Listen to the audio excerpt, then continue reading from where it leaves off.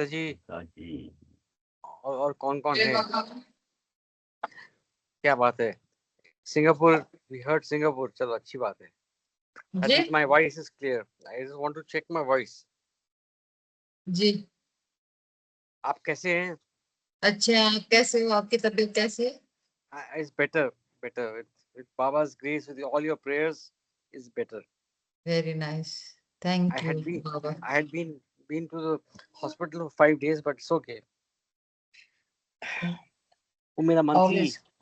हाँ जी। हाँ, मेरा अभी monthly. कितनी देर तक चलेगा ये? अरे बाबा को मालूम है. It might be for lifelong, but it's okay. I, yes. I've written my Gentlemen insurance. Yeah, Jai and Baba. ladies, yeah, it's 7:30. Let's get started. Avtar Meher Baba Ki Jai. Realized I was talking on the page. So let us start with the couplets of appeals this morning. So I would request Nomita ji to read the three couplets and then we'll dive into manifesting. Jai Baba. जय Baba, thank you for the honour. Three of Meher Baba's favorite couplets of Hafiz, a mystical Persian poet. Befitting a fortunate slave, carry out every command of the master without any question of why and what. About what you hear from the master, never say it's wrong, because, my dear, the fault lies in your own incapacity to understand him. I am slave of the master who has released me from ignorance. Whatever my master does is of the highest benefit to all concerned. Avatar Meher Baba ki jai. I can't unhear the Kama version. Can you do the Kama version? What version is that? The Kama version. Okay, let me do it. Let me do the Kama version. It's beautiful. Okay, just hear me out. Uh, Befitting a fortunate slave, Karthik, I carry out every command of Meher Baba without any question of why and what. About what you hear from the master Meher Baba, never say it is wrong, because, my dear, the fault lies in you, in your own, that is Karthik's incapacity to understand him, that is Meher Baba. I am slave of the master Meher Baba. I, Karthik, am slave of the master Meher Baba, who has released me, Karthik, from ignorance. Whatever my master Meher Baba does is of the highest benefit to all concerned. Avtar Meher Meher Baba Baba ki ki. jai. I think everybody should put their name and speak, you know. Why should you get all the benefit?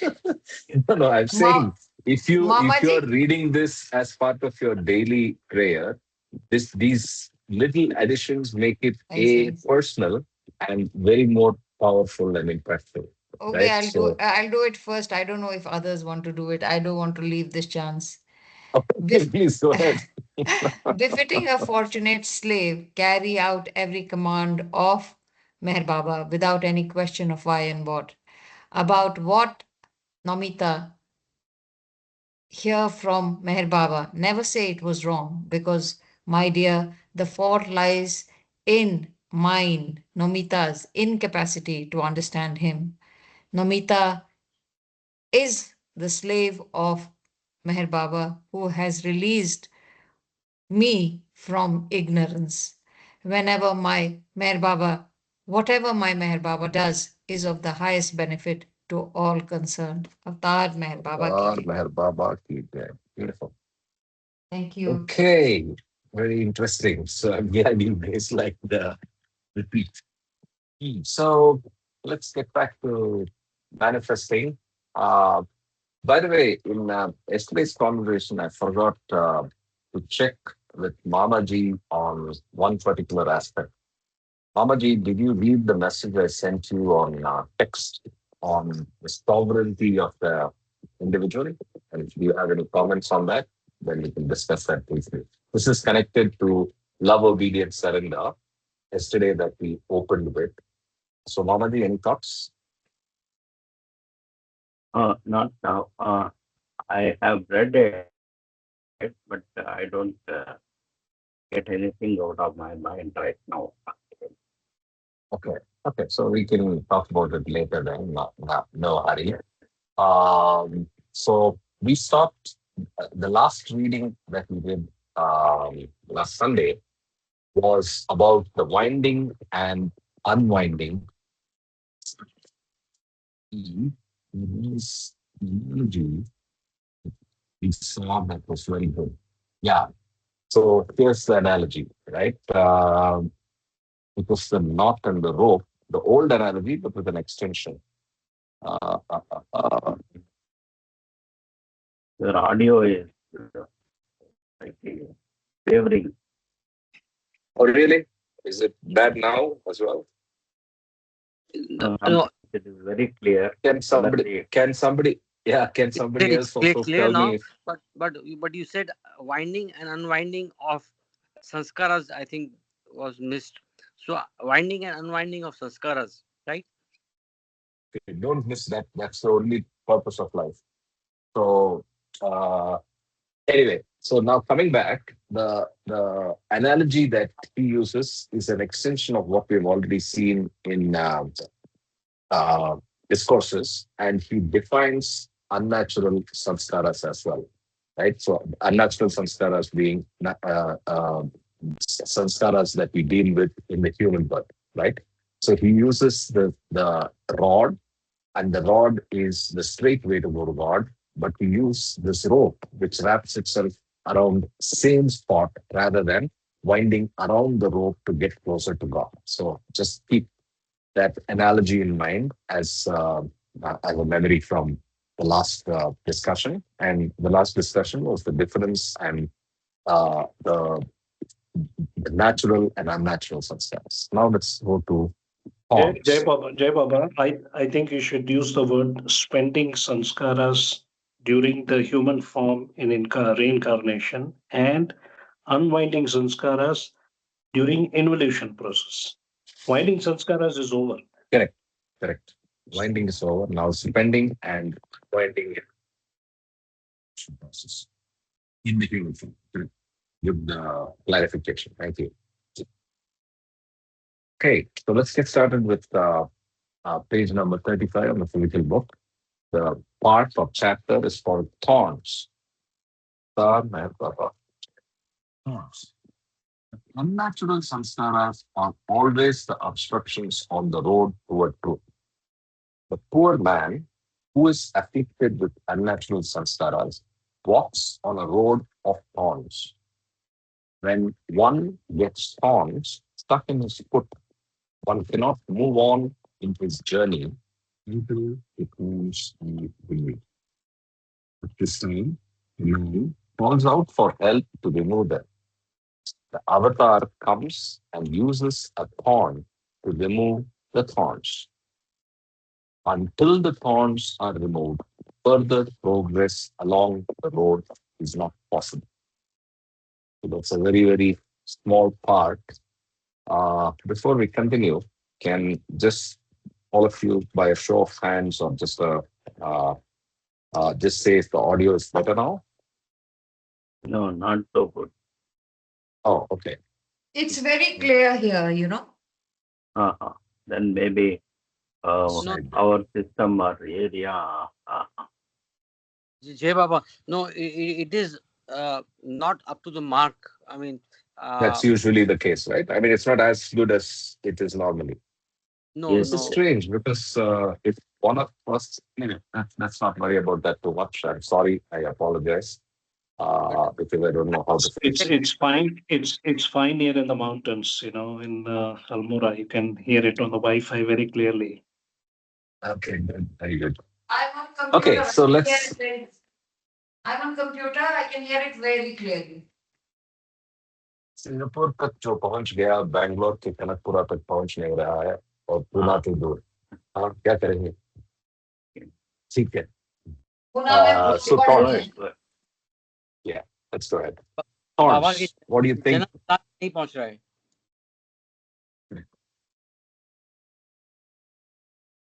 so thorns What is your Ask him to assessment? reboot. I think if reboots again, probably it might help. Yeah, just Yeah, yeah, or reconnect even. So, so just to pose the question, so what do you think of the analogy here? The pilgrim on a path, literal path, is walking and he encounters a thorn. Thorn is the unnatural sanskara. He is in pain and he cannot continue his journey. He seeks the help of someone to remove the thorn, and that's usually the case. It's very difficult to heal yourself when you have a thorn. So, I mean, basically, if it's in a difficult place to remove it from, right, even in the bottom of the foot, a third party is always easier. So then the avatar shows up and he helps remove the thorn, right? So that's a simple option. Any questions, any comments?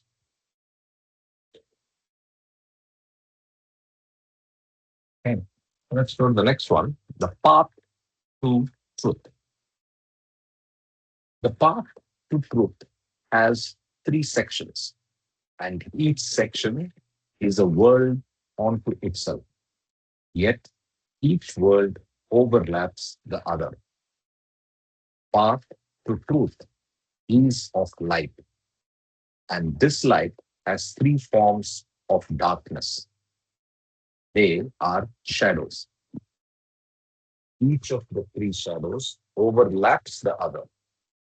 The mental world is the shadow of the seventh plane, and the subtle world is the shadow of the mental world, and the gross world is the shadow of the subtle world. It is through these world of shadows that one must journey to realize the truth.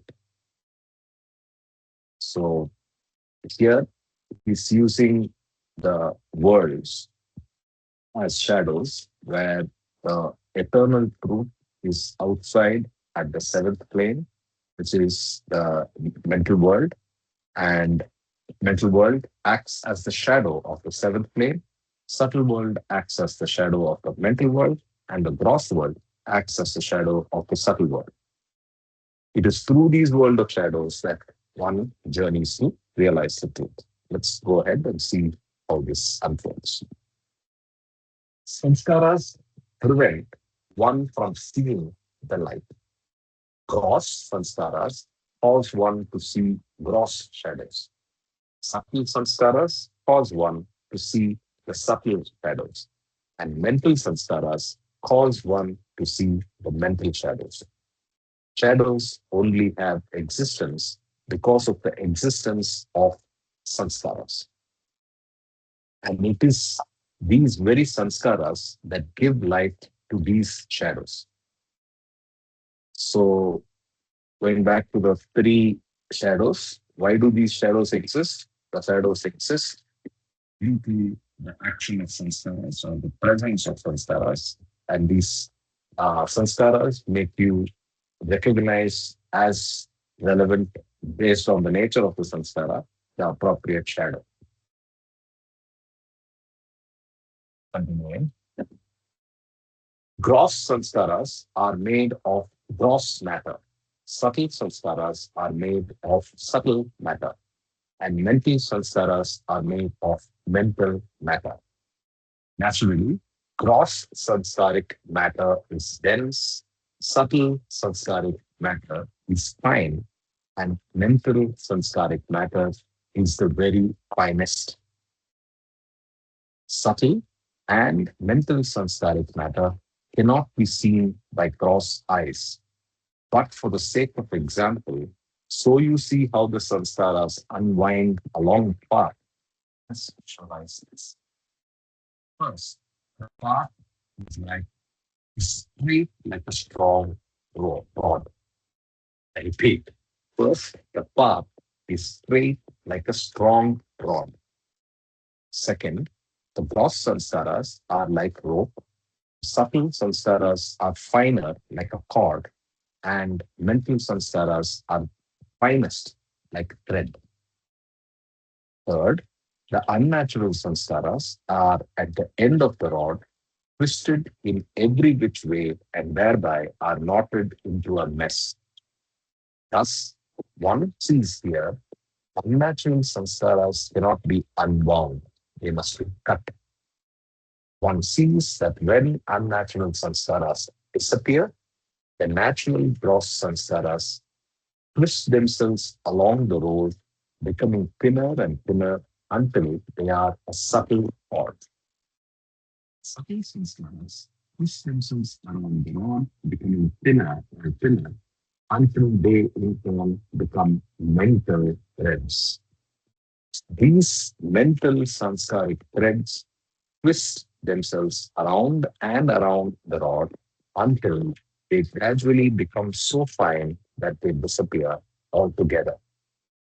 In this diagram, one visualizes the process of the straight path and the gradual samsaric annihilation. So let's see the so here is the rod. The rod on the left is unnatural sanskaras gathered in the human form, cannot be unbound. It must be cut. And why so? Look at the knotted nature. So you can't get it unwound easily. Jai Baba, sorry, could you give some examples of these sanskaras? Unwanted, or I don't know what unnatural. Unnatural. Okay, good Um, question. Anybody wants to respond to that? What is an unnatural sanskara? We addressed it last week. So Unnatural, yeah, Jai Baba, unnatural sanskaras are what you call as the human let somebody sanskaras. else. Wait, I'm quizzing the people. Okay. Go ahead, Tom. I thought somebody Yeah, else should answer. Okay, go ahead. Go okay. ahead. Go ahead, Tom. Go ahead, Tom. Finish for the So second. basically, you have two types of sanskaras. One is during the evolution, which is the natural organic sanskaras. This is in discourses. So the natural organic, let's call it animal sanskaras, which is what we call as winding sanskaras. Then in the human form, we have to experience these sanskaras, which is called spending sanskaras. The lust, greed, and anger that is come from the animal kingdom needs to be experienced in the human form, the opposites of duality. So that is the whole reincarnation. That is why we have the five physical senses. The gross physical senses, touch, taste, sound, smell, sight, are all part of the spending sanskaras. And then when you reach a tipping point where you start, where you transcend these five physical sensations, and with the grace of the Guru, you start doing unwinding sanskaras. So, unnatural sanskaras are basically human sanskaras. Typically, when we are spending these sanskaras, what we call as spending sanskaras, and that is the difference basically. So, natural is organic animal sanskaras, unnatural is human sanskaras, where we are doing unintelligent action, spending sanskaras, reacting to our lust, greed, anger, all that stuff. Jai Baba. So just to add on to that, that complicates the journey, and but that happens only in the human form as well, right? So till you're so, reaching the human form, you just go through the motions without complicating your sanskaric load. But you, with the use of, like you said, intelligence or viveka, you also create problems for yourself. And those problems are the unnatural sanskaras. Amita ji was saying something. Oh, by the way, Jai we Baba, have Narmada ji. Namaste. Jai Baba. Add something to that, both of you. Sorry, Right? Namtaji, go ahead. Yeah. um, Yeah. so can I understand it as when we come on Earth, we are like a computer and it has a bunch of softwares. The softwares are related to lust, greed, and anger. These are natural sanskaras. Now, when we are living, how do we deal with these softwares installed in us? Are our unnatural sanskaras. And for us to be one with God, we have to balance this whole thing. Uh, Did I understand it well? So it's a totally different question, Namitaji. Okay. Let's try to understand what is natural and Yes. unnatural sanskaras. Okay. Okay. Okay, So sure. let's take an animal, dog. We are very familiar with the dog. What do the dog wants? It needs to sleep. Okay. And when it's hungry, it wants to eat and drink Mm. and sleep, eat, drink, and also security. The animals need security. So it needs security. And the fourth one is the reproduction. Basically, I'm just touching basis of the natural sanskaras. So their natural sanskaras goes around these main things. Some other things are there which let's not bring them for our discussion. So these natural things carry on with us until the involution path. Ours also same thing. We get married. We want to eat. We want to drink, and we want to sleep, and we want security. Basically these are the things. But we have the intellect is evolved, and the consciousness is evolved, but we have discrimination power. So we want to have a choice. We not want to eat the same thing every day. We want something different, right? And then because of this discrimination ability, we want to have this one day, pizza one day, for example. Okay, pizza one day and chapati on the other day and biryani other day. Like this, we use the choices. And these choices create unnatural sanskaras. Whereas they are based on the natural sanskaras. Hunger, right? We are hungry. We want to eat. What kind of food I want to eat today?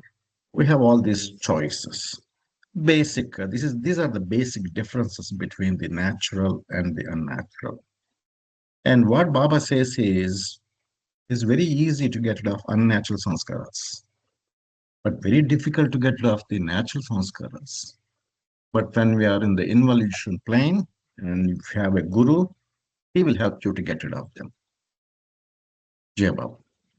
Yeah, Baba, Jay, thank Jay, you. Jay Baba, Namita ji, my understanding is that unnatural sanskaras are acquired in the evolution process from the gaseous state to a human being, and natural sanskaras Other way are around, other way around. Sorry to interrupt. Other way around. yeah, yeah, Repeat okay. what you're saying. Start from the scratch. Yeah, Natural sanskaras are exactly. acquired when you are in the evolution state from gas to a human being, and unnatural sanskaras are when you become a human being and you have intellect and you have a choice to to, to acquire or not acquire them, and then that's that's the difference. So I would say that when you're in the evolution, it is sort of autopilot, but after that have the gears in your hand, if I can put it in a simple word. Karthik, can you confirm what I said Yeah, yeah, just yeah. now? Perfect, perfect, perfect.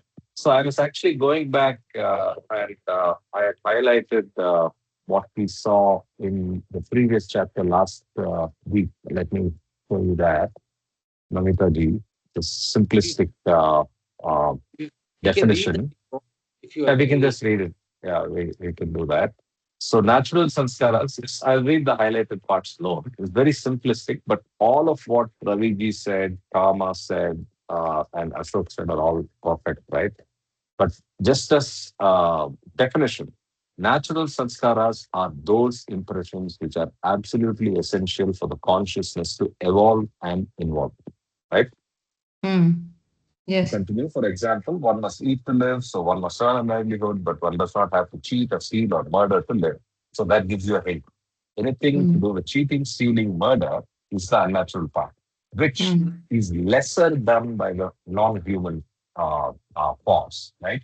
So you use your faculties, which are now evolved, to do things which are counter to making progress towards God. Whereas till such time that you come to the human form, all your pushing towards is evolving to move towards God.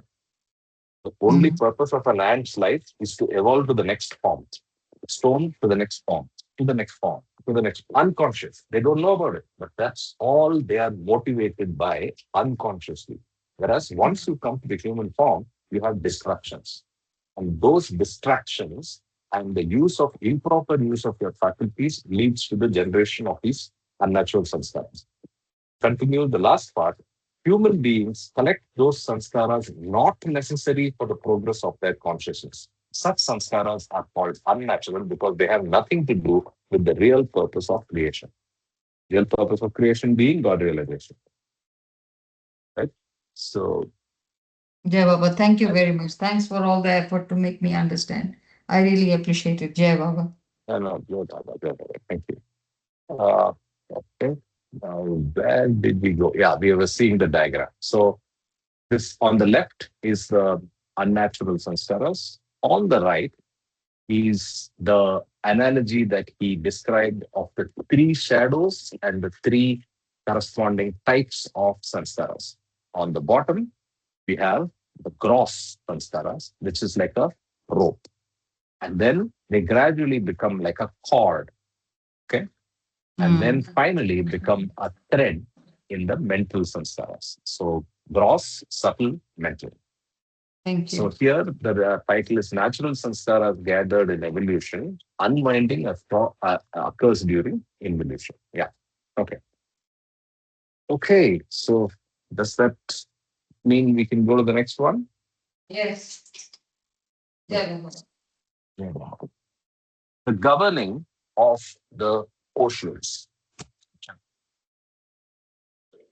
God is ocean, and the infinitude of God is oceanic. But in the infinitude of God, there are two oceans, and both are infinite.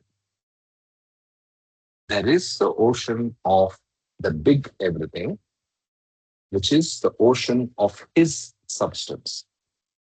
And there is the ocean of the big nothing, which is the ocean of his shanti. Both oceans expand infinitely to an immeasurable and unfathomable infinitude. Only the conscious infinite consciousness can fathom the ocean of the big everything. It is conscious infinite unconsciousness in the embodiment of the avatar that plumbs the depths of ocean of the big nothing. Very interesting. I'll repeat this line. Both oceans expand infinitely to an immeasurable and unfathomable infinitude. Only the conscious infinite consciousness can fathom the ocean of everything. Conscious infinite consciousness is a phrase that Paul has been using for, I believe, the beyond and divinity and God. Okay. And then he goes on, and it is the conscious infinite unconsciousness, the counterpart, in the embodiment of the avatar that plumbs the depths of the ocean of the big nothing. When the avatar comes down to creation, he is actually becoming part of the conscious infinite unconsciousness. And in that, he plumbs the depth of the ocean of nothing. Because in earlier chapters, we heard how the avatar not only he not only feels and experiences, but he becomes everything in creation. Every soul in creation is felt and reached and is him when he is in form, right? Anyway, last line. As both oceans expand infinitely, they spread out their infinitude beyond measure, drop by drop, and thus creation goes on spreading out everywhere. The avatar Jebaba, was the first. I have a question. Yeah, Jebaba, Sure, I have a question. When sure. the avatar is in physical form, he becomes everything, whatever is there in the universe, from the subatomic particle to the human being. So now in his impersonal form, Baba said he's always around us. Can we imply or extrapolate that he is still within all the different animate, inanimate beings? That's my question, Jay Baba.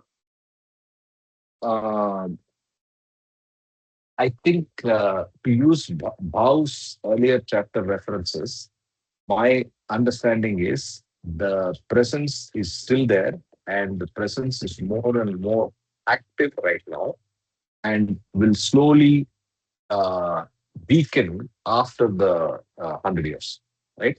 So right now, in his process and progress of manifestation, it is at peak, and he is in everyone and everybody. Only those who are blessed will be able to recognize it, but he is in everyone and everybody. Every soul gets equal push, equal contact with the avatar, which is an interesting concept, right? So that's what came out in the earlier chapters. So it's not just that when Baba says, "I have come to push, give a spiritual push to everybody," he means literally big E everybody, every soul in creation, right? So anyway, that's my Uh, response. Others, any thoughts on Kama's question? uh, I Jai have Baba, one. he's omnipresent. So, I mean, his presence is there even now. I agree with Karthik. He's omnipresent. So, his presence is there. But as you said, after 100 years, maybe our connection with him may weaken. He's there, but our connection is very strong or can become strong in the 100 years of his uh, manifestation as a God man. And so it's how you it's like a radio, what bandwidth you use to connect with him. So I'm putting it simply, but that's how I look at it. Yeah, Jay Baba, does that? Yeah, uh, Jai Mamaji was Baba. saying something. Yeah, Jai that Baba. makes sense. Absolutely. Mamaji, you were saying something. uh, the central point is God is always there. So he is there through and through the creation, all the phases and every time. This concept of time is different. So it's all available as God. But the perception of the God or his active involvement with all the souls or the capability of all the souls to perceive him may vary, will vary. So that is the reason why avatar comes now and then. So in that avataric period, he is totally available to every soul.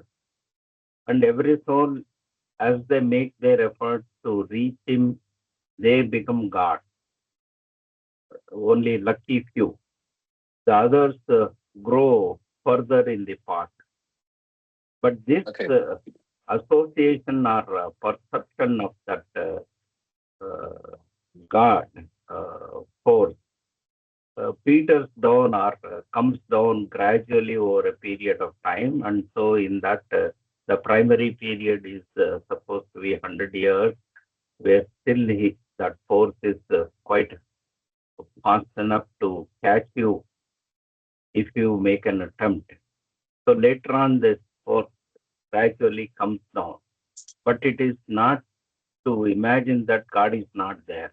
God is always there. And he appears after about 700 or 1400 years as avatar once again. This cycle goes on. So there is a possibility that we may mistake that God is not available in the non-avataric period. God is always there because God is the substratum for everything, existence. Okay, if I can interrupt, okay, finished, I'll comment now. Uh, See, the distinction between, we are now in a very technical book. By technical, I mean, we are not seeing God as a general term. God is a specific term, avatar is a specific term. Kama's question was a specific question, avatar. So, avatar's availability and is different from God. God is always there. All of what you said is absolutely taken. But from a technical standpoint, Kama's question was specific on avatar. Who is Avatar? Avatar is the first prop that made this world. He is not God, but God. So you have to understand. I mean, so I'm just drawing attention again that this book is super technical, and we are trying to read only about that first law and the process of manifestation specifically of that first law. So God is different from Avatar in as far as the context this book is concerned. Infinite consciousness, the phrase Bhau uses, conscious infinite consciousness is God. Avatar is that aspect which is also equivalent, but which entered into the first draw after he made the progress to the seventh plane and the four journeys and all of that, right? So I hope I'm clarifying for the others, and I hope you understand how this is important to make this distinction clearly in our head as we read this. Yeah, let me comment, Karthik. Sure. See, Avatar works. Avatar and God same for us. We're not in position to distinguish.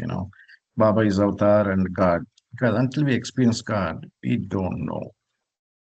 We only see Baba as a man, and Avatar works in two different ways. One in the manifest form, and also works unmanifest forms. Baba's work that needs to be done in the manifest form already happened. He finished it.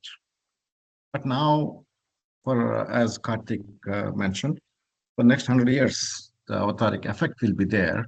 I mean, God is always there, but the spiritual effect will be a lot stronger in these 100 years. Whoever loves Baba within these 100 years, how many more years are there? 49 more years, whatever left, right? In these 100 years, we will get God realization. Now, God relation happens only with a living perfect master. Now, Baba is not there. How can that happen? Right? Probably Baba uses the perfect masters that are present at the time of getting God realization. Whoever is available. There are 56, always 56 God realized people available, and probably Baba uses one of them to give the God realization at the time of their chance. This Kama's point gave me another thought that always puzzles me. So Don Stevens had a discussion with Baba. And Baba mentioned the only perfect master in the West was what's his name? Assisi. What's Assisi, his name? Francis of Assisi. Francis of Assisi, right? He is the only perfect master in the West. And then Don asks the question, there's no perfect master in the West, but how did he get who is his guru? How did he get the God realization? This was the question. Now, we know most of the perfect masters are always in the East, probably India, Pakistan, this region. And there is no distance that matters, right, for them. It is not a problem for them to go to Italy and give a God realization. And this was the question asked to Baba, which always puzzled me. I don't have enough knowledge to understand that question of Don Stevens. And Baba answered that there is a perfect master who lives without a form. And he's got some Islamic name, Muslim name. He's the one who gave God relation to Francis of Assisi. He said, oh, okay. And Baba further mentioned the same perfect master who is not in the physical form also gave God realization to Narayan Maharaj. I thought that's very, very interesting, which I could not understand that concept. So I just want to throw out that. Jai Baba. Very interesting. It would be great if you could give us that audio or video reference for this conversation, or even the text. I don't know how you encountered this, but very interesting. It would be Mhm. Jay good Baba, to, I yeah. just have Jay Baba. I just have one comment. I think I agree to what Ravi says, but I'm still not personally, 100% convinced because, as we know, the other definition of the avatar is the eternal perfect master, the supreme Sadguru. So the avatar is always available, even if he's not in physical form throughout eternity. And we have Mhm. saints, whether it's Mirabai or Tukaram or so many other saints, who have been able to connect directly to the avatar, Krishna, Rama, whatever, and able to get God realization. So I'm still, working on this, but what Ravi says also, I've read those facts. But I do believe that is it mandatory to have a perfect master during one's human lifetime to attain God realization, or one can connect directly to the avatar and get his grace and get God realization? So I'm still pondering on that, Oh, Jai yeah, Baba. it is there in the Manonash Kama, that Manonash document. It is there. One has to have a living perfect master to help get the God realization. It's not my creation, but is Baba's words. I'll find out and I'll pass it on to you. Rather depressing, but yeah, I agree. I think yeah, this now You know, look for the when perfect master is living. we also heard when the time comes, the Guru appears, right? So, Correct.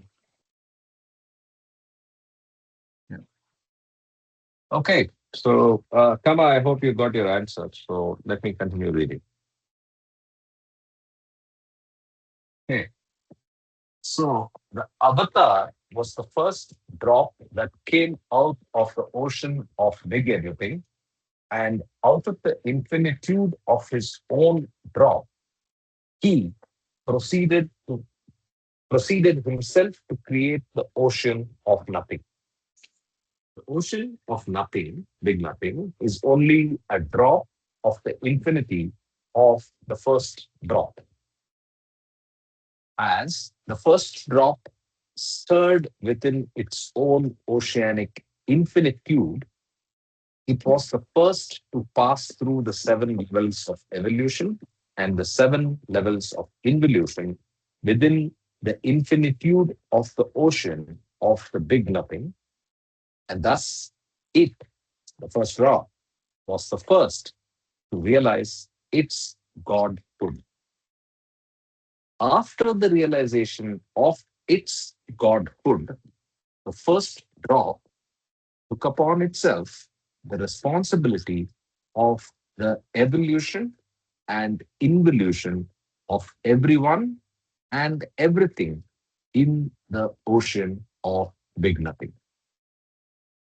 This responsibility is to push each drop in the ocean of big nothing creation toward the ocean of big everything reality, and ultimately to make each drop realize that it is not a drop but the ocean itself by expanding each drop into ocean. This expansion of the drops into ocean is by the push of the first drop, and this push increases the capacity of consciousness by taking each drop beyond its limit to reach the ocean. In other words, this push by the avatar annihilates the limitations of a drop's consciousness by taking each drop's consciousness beyond its present capacity. I'm pausing to see if anybody has a question or any comments, but basically, this is the, the technicality of the operation of the avatar, who he is, what he does, and how he is helping all of the drops in the big nothing move towards the big everything. Okay, since the ocean of big nothing is infinite, the process of creation is endless, and the responsibility of the first drop, the avatar, is also endless. The first drop is eternally free from all limitations, but it is bound by the responsibility to make each drop free from limitations. And so, it, the oceanic drop, is bound eternally by its own responsibility toward all drops, creation itself, pushing them and thereby expanding them into ocean. The ocean of big nothing, of infinite unconsciousness, has innumerable drops. And because all these drops are unconscious, everything and everyone exists in a natural chaos. To fulfill the purpose of the drops, so they do not end in chaos, the first drop must fulfill its responsibility by pushing the drops out of chaos into an infinitude of order. I repeat, to fulfill the purpose of the drops so they do not end in chaos, the first drop must fulfill its responsibility by pushing the drops out of chaos into an infinitude of order. To establish order within chaos, the first soul has his own divine government, which consists of 7,000 advanced souls in every age. These 7,000 advanced souls are the human beings of the avatar's spiritual hierarchy who work under the instructions of the avatar from his divine plan for establishing order and purpose within the throes of the chaos of the universes. The avatar is the head of the hierarchy, and it is his mastermind that works out a divine plan. And through this hierarchy, executes the plan. The members of his spiritual hierarchy are the avatar's helpers who share in the execution of his plan. Their share is a share of his work. The ocean of nothing, big nothing, is filled with innumerable drops that take innumerable shapes and forms. In order to know itself as the ocean of everything, each drop in the ocean of nothing has to pass through the entire evolutionary process of consciousness and entire involutionary process. Each drop does so by passing through the entire evolution of forms. Forms so innumerable and ever changing, so different in color, size, and shape, that their dimensions fill the beginning and end of all time. These dimensions of oceanic unconsciousness create innumerable forms at every stage of evolution, and thus innumerable drops are passing through an endless variety of stones, metals, vegetation, worms, insects, reptiles, fish, birds, and animals.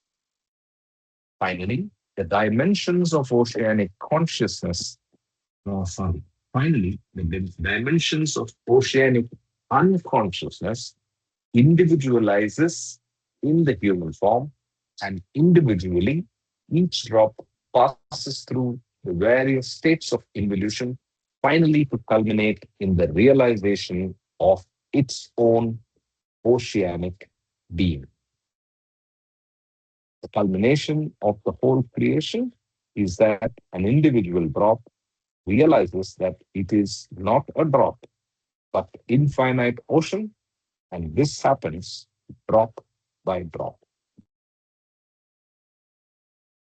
Since the avatar has taken on this responsibility of expanding each drop into ocean, he has to look after each drop from its beginning in evolution to its end in involution.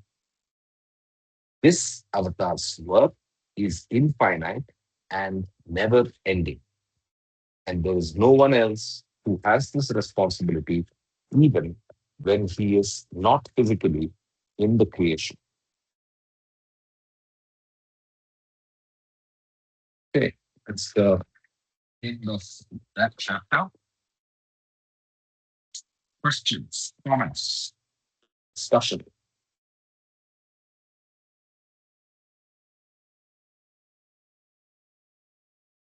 Silence means we have progress. Let's go to the next section.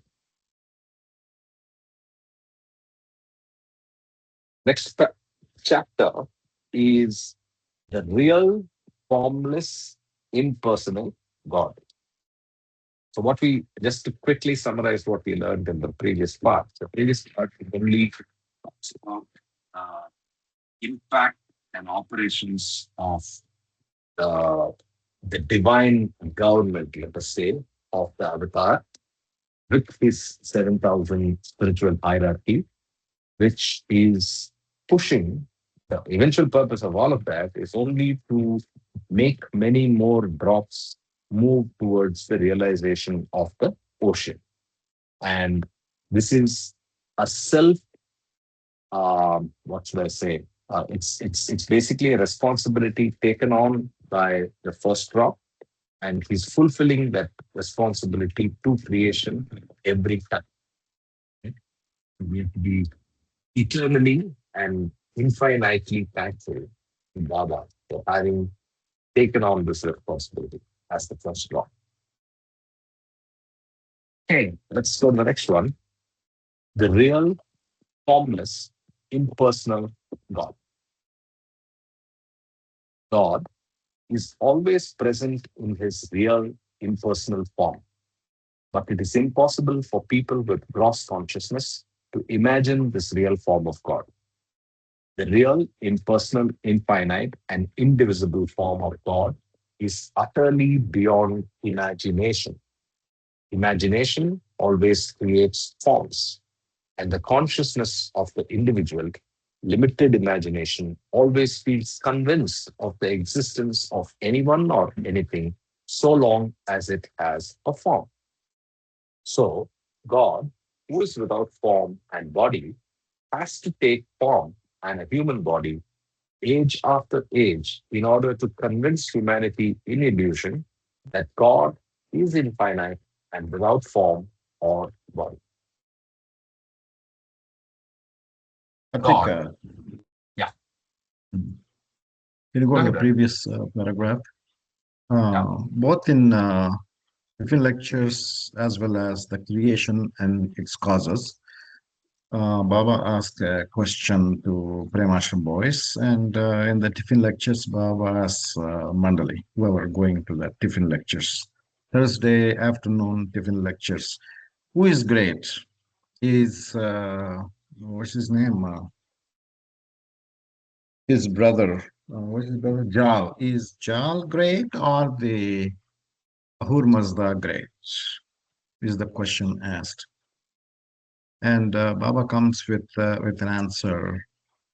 The avatar, I mean, Jal means the human form, but sorry, no. Is the manifest form of great or the unmanifest form of God is great? Here's the question. Is the Kabir great or the God in the unmanifest form is great? And Baba's answer is the perfect master is great. Only he can give you the God realization. That's the reason. If you pray to unmanifest form of God, he cannot give. Or if you pray to Ishvara, who is in the creation world. He cannot. But they transfer you to the right person, who is the perfect master.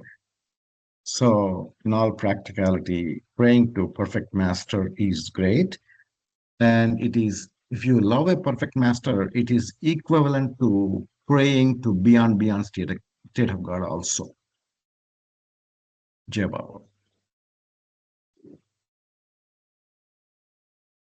Yeah, I think it's it's also very logical uh, that the progression or support to get to God realization is an act of unconsciousness. Is an act is something that happens has to necessarily happen in creation, and hence it has to be in the uh, in divinity in form.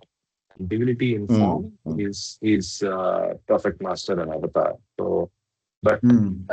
when asked suddenly, you might uh, be tempted to say the unmanifest God is more powerful, but very Mm. delicately brought about detail by Baba explains how greater one is actually the one who's the perfect master or avatar. Yeah. Great. Thanks for bringing that up. And connected to this, there's a YouTube talk by Merwan Jaswal. Baba told him it seems that praying to him in our mind is much more powerful than being in his physical presence. So what we are doing is much more powerful than many of us feel, oh, we didn't see Baba physically, right? So that is not important. Remembering him is more important. Good. That's reassuring. Yeah. Okay. So let's continue. Second thing. God took human form in the body of Meher Baba in this age, and since God takes form to awaken humanity in illusion to the infinite, impersonal, and formless God, Meher Baba's physical body has a tremendous impact on the imagination of humanity. This is why people experience his physical presence more intensely now than when he was in the body. People experience his presence through visions, dreams, films, photographs, paintings, and stories from his life.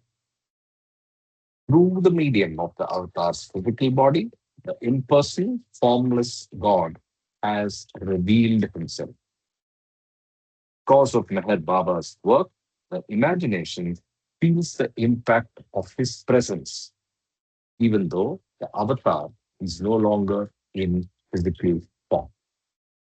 The imagination of humanity sees the form of God through the avatar's body, and his formless, real presence is felt with the force of love in the heart. The result of this experience is to turn human consciousness toward the real, impersonal, and formless God who Meher Baba really is. So again, uh, just we see it's being repeated here. So his presence is now more vibrant, more powerful, and more accessible to those who are ready. So that's the light at the end of the tunnel for us, because uh, we are in the era where we don't have his physical form. Can you please go back? I think you can underline that if you can. The the line which says that his presence is more, or his potential is more than when he was in body. This is why people experience his experience more, physical presence more intensely. It's in the fourth line now than when he was in the body. No, no, उसके ऊपर. this. Yeah, I mean, it's for people like us who might not have seen him in last, uh, when he was in physical form. This is the, and it has also been discussed in various forums that we have a visa, so it's all up to us how to avail it. Okay, Baba.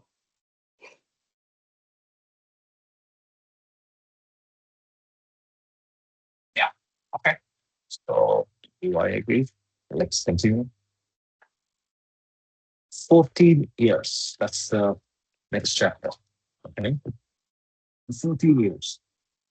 Meher Baba declared in 1969 that he would be physically present 14 more years. But on January 31st, 1969, Meher Baba dropped his physical body. So, what has happened during these past 14 years? And so, Meher Baba must have had 14 more years worth of work to do before he could rest between adults. But he cannot take rest until he drops the body. Therefore, what work he had to complete over a 14-year period, he completed 14 years ago. But the result of his work 14 years ago has only started to manifest 14 years later. So, these last 14 years, from 1969 to 1983, have been a period of work as if he was still physically present. During these last 14 years, he was as if physically working on Earth. I repeat, so these last 14 years, from 1969 to 1983, have been a period of work as if he was still physically present.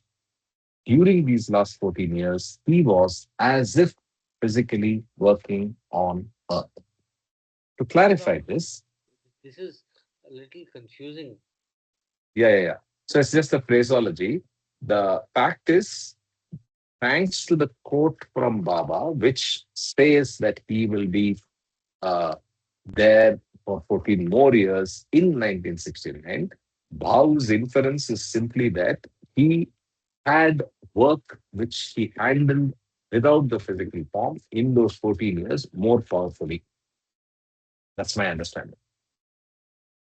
Right. So, anyway, there's an analogy. So, just hold on, see if that makes sense.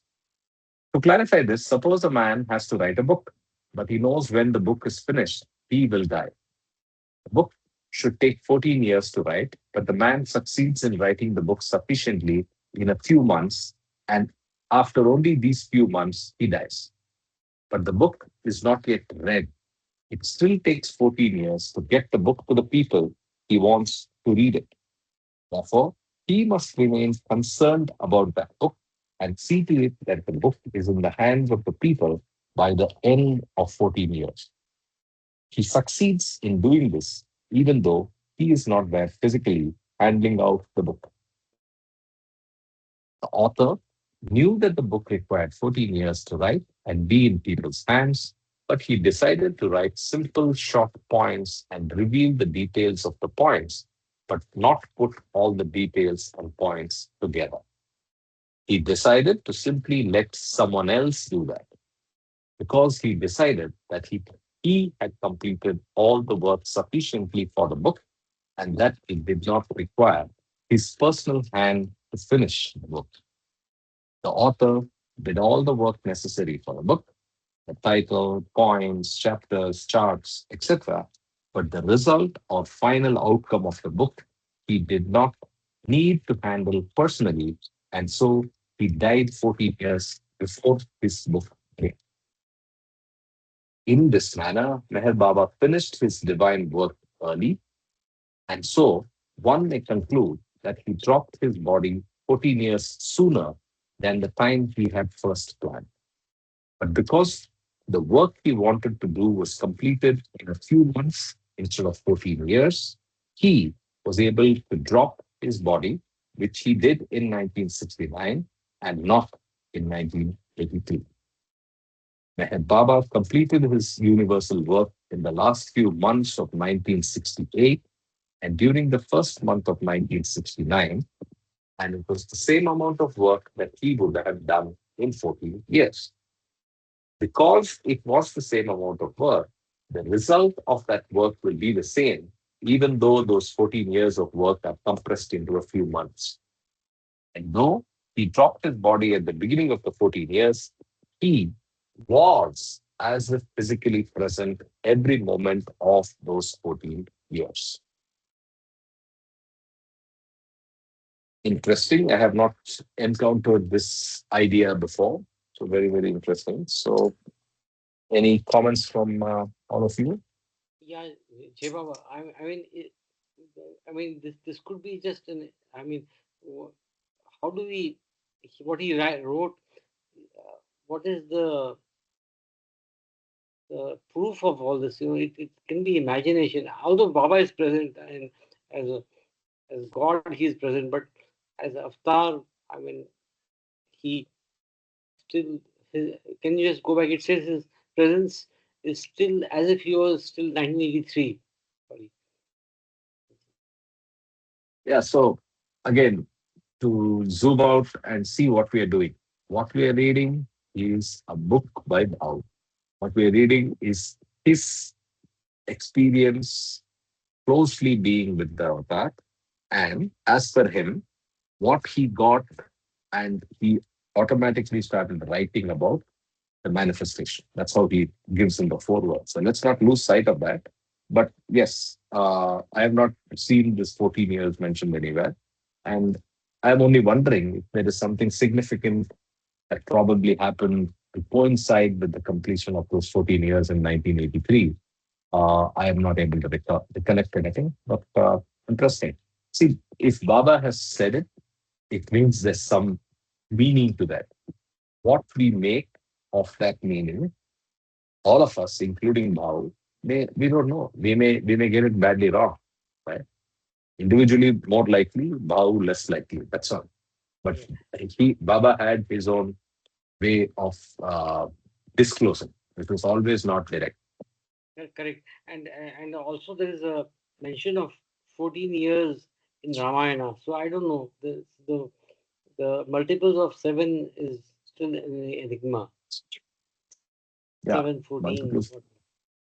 Yes. It's a very important number. So it's more than an enigma. Baba has confirmed that it's a divinely significant number. Yes. So, having said that, I do not know if that has any correlation, like you said, the 14 and Ramayana, but we don't know. Anything could be the case. Yeah. Can Any I read other? this portion? Yeah, please. Go ahead. Avatar Meher Baba ki Jai. Removing the veil. In the avatar exists the consciousness of God and simultaneously the consciousness of everyone and everything. Because everything that is real and that is illusory is in the avatar. The forces of both the real and the illusion pull at each other in his being. Because of all these forces pulling within him, he feels as if he is being pulled apart, and this feeling of being pulled apart is the root of his suffering. When the avatar pulls together the forces of reality and the forces of illusion within himself, he can work because his work consists of pulling together into harmony all the opposing forces of good and of God, sorry, of God and Maya. I read the last line again. When the avatar pulls together the forces of reality and the forces of illusion within himself, he can work because his work consists of pulling together into a harmony all the opposing forces of God and Maya. In reality,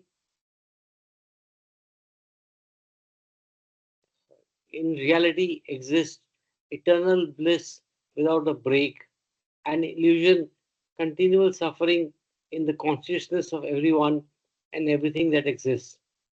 In reality exists infinite freedom, and in illusion, the continual bondage of limitation. So there is always suffering in bondage because bondage itself is suffering. For every state of consciousness in illusion is limited and cannot find an escape from the barriers of its limitations.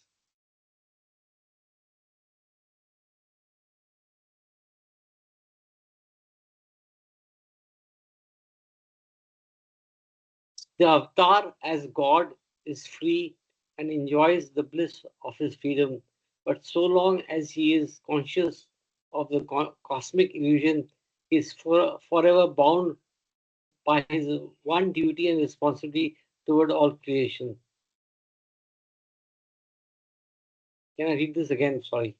Uh, the avatar as God is free and enjoys the bliss of his freedom, but so long as he is conscious of the cosmic illusion, he is forever bound by his one duty and responsibility toward all creation. This one duty pulls him down into cosmic illusion age after age. In the existence of his own eternal, impersonal, formless state of infinitude, the avatar enjoys fully his infinite bliss. But when he is pulled into the cosmic illusion to work for the universe, he has to suffer as does every other individual being. His suffering is unlike any other being because he suffers simultaneously what every being is suffering, and thus his body is crushed as every being suffering aches in his body. Though the physical body of the avatar is being crushed, his divinity remains standing in the abode of reality. His divinity remains standing at the crossroads of all the forces of reality and illusion. Therefore, standing helpless, sorry, I, I missed the part Where where, standing? yeah, there standing helpless because of his duty, he is pulled by all the forces in cosmic illusion, and at the same time, he is pulled by the very power of reality because he is the reality. There he stands at the threshold of all time and space, at the edge of infinity and eternity, pulled apart forever, but pulled together as each individual, drop by drop, realizes the reality. Because of these two opposite pulls, the avatar has to suffer, and because these two pulls are always in him when he is in body, his body suffers like no other human beings. I take a pause. It reminds me of like a tug of war. I mean, there are two opposite forces of reality and duality or illusion, and the avatar is come here to. In the first line, it says to help all creation. So, with due respect to God and the operation of its principles and divinity and everything, Sorry. it is so sad to actually see that there is no other option but for the avatar to actually go through this um, suffering, physical suffering.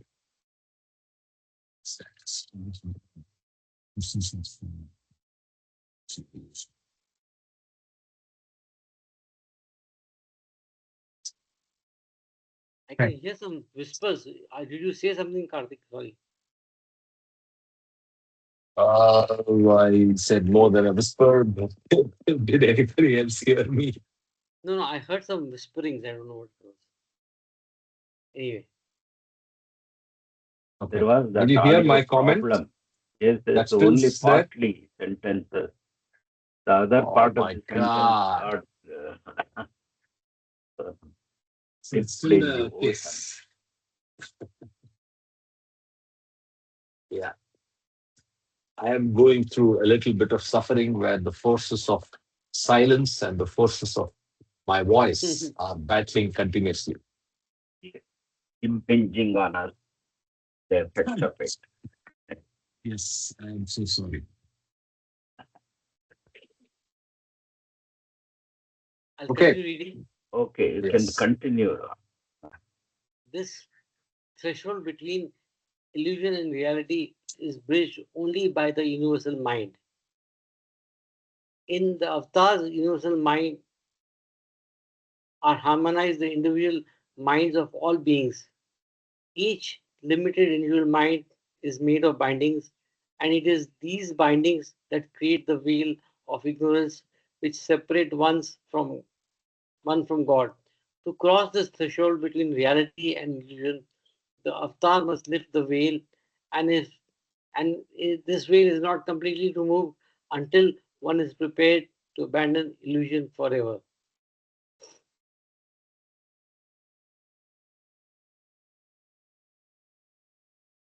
Bindings serve the purpose of creating this veil between God and man, and this purpose is served as a preparation to see God. For once one God once one sees God, he sees nothing else ever again. He becomes blind to illusion. These bindings are as bandages around the eyes. They prepare one for the sight of God. But the bandages must be removed before divine sight can be given. It is the avatar's work to remove these bandages, but the work is difficult because the bandages are so old and encrusted, and the consciousness is so used to being blind. The avatar works by cutting the bandages one by one, pulling them apart, and as light pours in through the thinner layers, the avatar suffers because the pull of the forces of light and darkness intensifies. It takes a long time to remove all these bandages, for every cut produces pain, because when the sufferings of light and darkness meet, there is always more struggle, And the and forces thus, of light.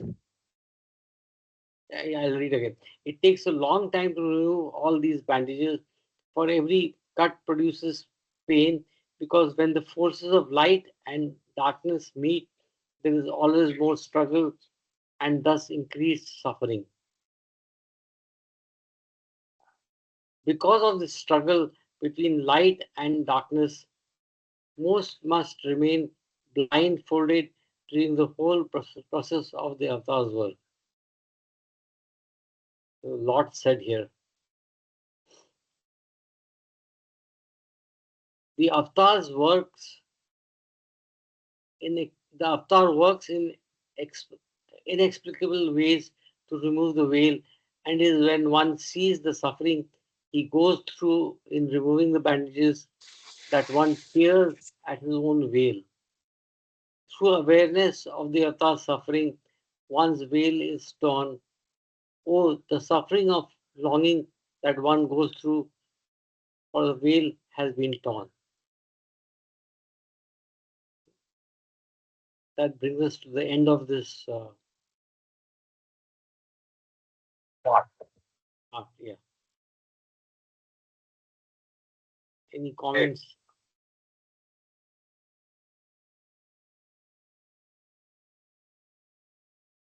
Phases.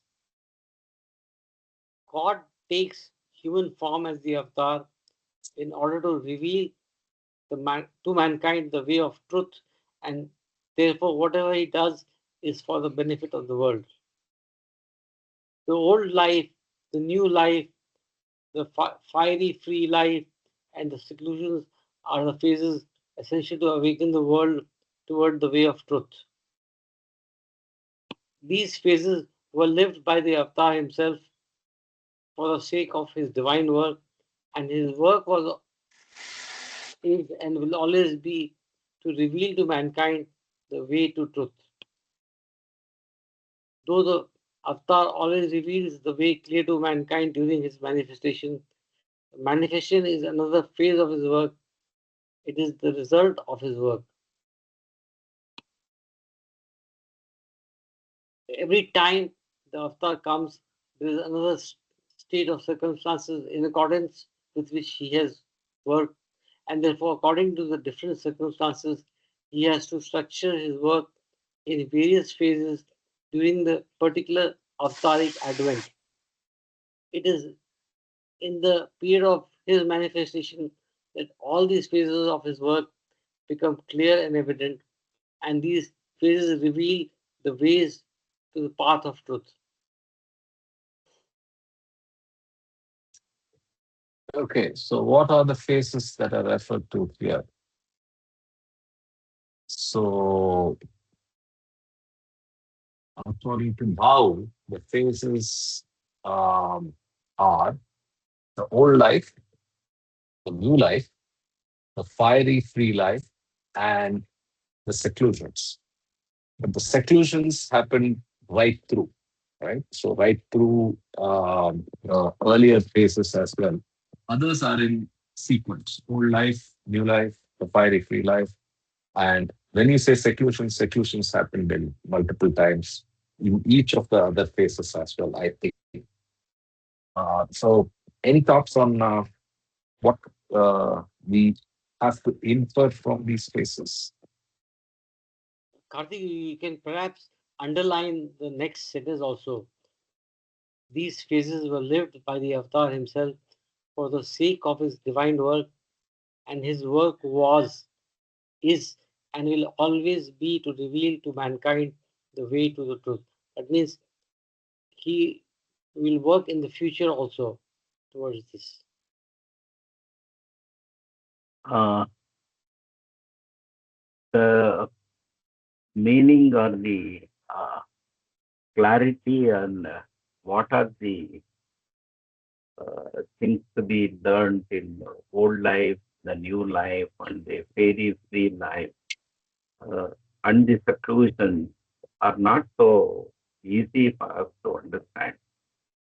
So only the fairy free life uh, uh, stimulates the vanaprastha, as we know from Vedantic literature.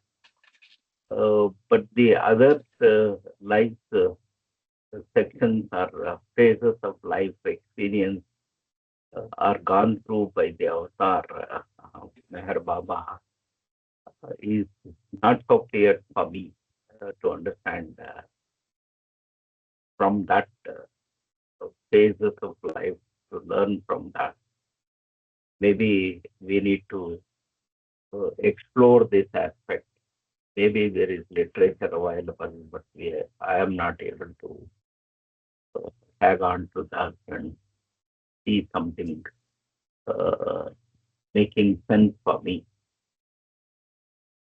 Jai Baba. Yeah, actually, there is a book, the New Life book, also by Bhau. Then, obviously, the trust has done some work where, led by Ward, there is a series for the Legacy Project where these aspects were explored with a lot of research. But yes, the bigger picture and the exact reasoning and what was what is something that's very intriguing. But I am always connecting it to the even in the past avatars, there have Yes, been phases that they have gone through, which yes, are somewhat similar, right? So you have Rama and his Vanvas, right? Then you have Agyatvas. Then you have the banishment. I mean, so I think there is a particular principle that's in operation, and that principle uses these phases to accelerate or even perform those tasks of the universal push in a more effective manner, right? So I think that's the way I would see it. yes. Okay, so we can read another part. So Karthik, what you said is also, we have to factor in that it is in different periods or uh, it says different circumstances in the paragraph which we read earlier. So different circumstances exist at different points in time when the avatar comes. What is that? I didn't understand what you're trying to say. I said that the the circumstances are different at different points in time. If you go back Correct. to the previous, they have mentioned about that in that previous reading which you did. See, every time the avatar comes, there is another state of circumstances in accordance with which he has worked, and therefore, according to different circumstances, he has to structure his work in various phases during the particular avataric event. So, these four phases which he mentioned was relevant for the, the solutions which the mankind required at this event, in this event. So it was different in different times. Maybe when he came as Christ or Rama or Krishna, it was all different in different times. Is what I'm saying. Agreed. Yeah, agreed. So let's then wrap up on this note on page 43, and then we can continue next Sunday. Thank you, Karthik. So, any other closing comments? Just thank you for giving me an opportunity to read. Uh, Yeah, thank you for reading. And